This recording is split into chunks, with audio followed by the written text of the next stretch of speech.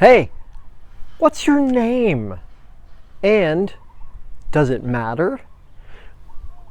I'm going to tell you something a lot of people don't know about me, which is I am not Daniel Aaron.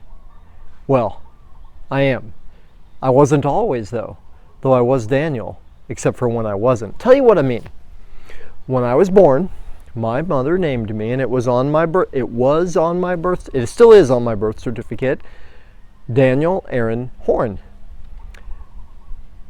When I was a little boy, they called me Danny. Okay. When I got to be, I don't know, around 7 or 8, I think, or maybe it was 13, somewhere in there. Yeah, 13 or so, 12. I was like, ooh, Danny, that sounds like a little kid's name. It wasn't cool to me anymore. I wanted to be more cool. So I became Dan. I thought that was more manly. Dan, man, maybe that was it. And so that was my name for some years up until 25 or something. And then I got this time to become Daniel. Okay. And I was Daniel for some years up until I took sannyas. I became part of a spiritual community. I dedicated myself in some way to that teacher, and I took on a spiritual name, the name that was given to me. All right, I got to tell you this part though. When I said, yes, I am dedicated, devoted to that dream, that vision of humanity, it was with a teacher by the name of Osho. I said, yes, I am. I'm happy to devote myself to that, to swear allegiance to that in some way. And they said, do you want a new name? Right, which is common in spiritual circles. The guru gives you a new name. I said, well, yes. Meanwhile, I was thinking to myself, let's see what the name is, and if I like it, I'll take it. If I don't like it, I'll keep my regular name. But hey, no harm in getting the option. Well, the name that came was Swami Anand Shekhar, which means, translation, the pinnacle of bliss.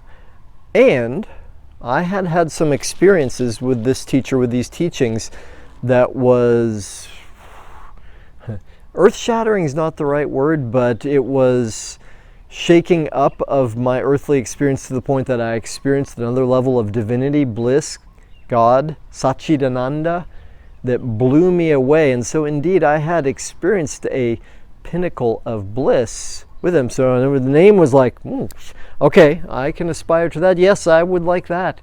So I took on the name and I became Shekhar. And there are still people that call me that to this day.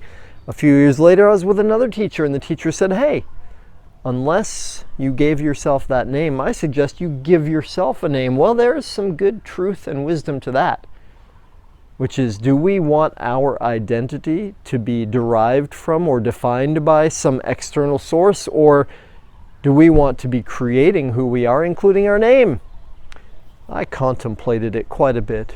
I considered fruit names. My friend David Avocado Wolf, he had a name. We had a friend named Pineapple Head. I knew somebody named Durian, a couple people named Durian. I was like, but I love figs, but I couldn't see myself as Figgy. I tried some cool nature names, pine, no, that wouldn't work. Sage, it's a little anyway, I ended up going back to the name my mother gave me, Daniel.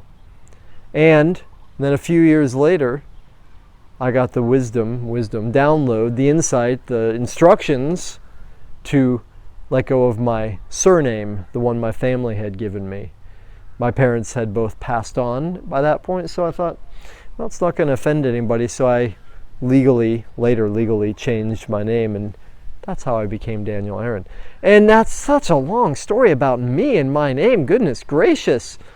I'm curious though, what does it mean to you? Right, and that's the great thing about any story, is when we hear stories, we get to imagine ourselves in that story. So what is your name? What do you think about names? What's your feeling about names? Have you done the numerology of your name? Are you happy with your name? Is there another name you would like to be? Let's talk about names.